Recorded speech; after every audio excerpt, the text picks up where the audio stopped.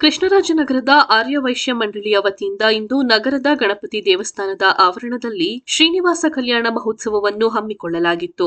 ಲೋಕ ಕಲ್ಯಾಣಕ್ಕಾಗಿ ಈ ಕಾರ್ಯಕ್ರಮವನ್ನು ಹಮ್ಮಿಕೊಳ್ಳಲಾಗಿದ್ದು, ಕಾರ್ಯಕ್ರಮದಲ್ಲಿ ಸಂಘದ ಪದಾಧಿಕಾರಿಗಳು ಮತ್ತು ಸಾರ್ವಜನಿಕರು ತಮ್ಮ ತಮ್ಮ ಧರ್ಮವನ್ನು ಅರ್ಪಿಸಿ ಭಗವಂತನ ಕೃಪೆಗೆ ಪಾತ್ರರಾದರು. ಕಾರ್ಯಕ್ರಮವನ್ನುದ್ದೇಶಿಸಿ ಮಾತನಾಡಿದ ಸಂಘದ ಪದಾಧಿಕಾರಿಗಳು ಭಗವಂತನ ಕೃಪೆಗೆ ಎಲ್ಲರೂ ಪಾತ್ರರಾಗಬೇಕೆಂದು ಕೇಳಿಕೊಂಡರು. ಶ್ರೀನಿವಾಸ ಕಲ್ಯಾಣೋತ್ಸವವನ್ನು ಮಾಡ್ತಾ ಇದ್ದೀವಿ. ಇದು ಸಾರ್ವಜನಿಕವಾಗಿ ನಾವು ಮಾಡ್ತಾ ಇರೋದು 2ನೇ ಸಲ.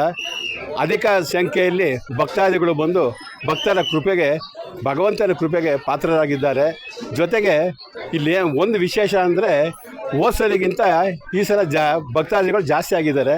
ಯಾತಕ್ಕೆ ಅಂದರೆ ಸುಮಾರು ಜನ ಬಂದು ಹೇಳಿದ್ರು, ಇಲ್ಲಿ ನಾವು ಮಾಡಿರೋಂಥ ಸಂಕಲ್ಪ ಒಂದು ಸೈಡ್ ತೊಗೋಬೇಕು, ಮನೆ ತೊಗೋಬೇಕು, ಮಗಳು ಮದುವೆ ಆಗಬೇಕು, ಇತ್ಯಾದಿ ಇದಕ್ಕೆ ಅವ್ರು ಮಾಡಿರೋ ಸಂಕಲ್ಪ ಎಲ್ಲ ಈಡೇರಿದೆ ಅಂತ ವಾಲಂಟ್ರಾಗಿ ಬಂದು ಭಗವಂತನಿಗೆ ಅವ್ರು ಸೇವೆ ಸಲ್ಲಿಸಿದ್ದಾರೆ.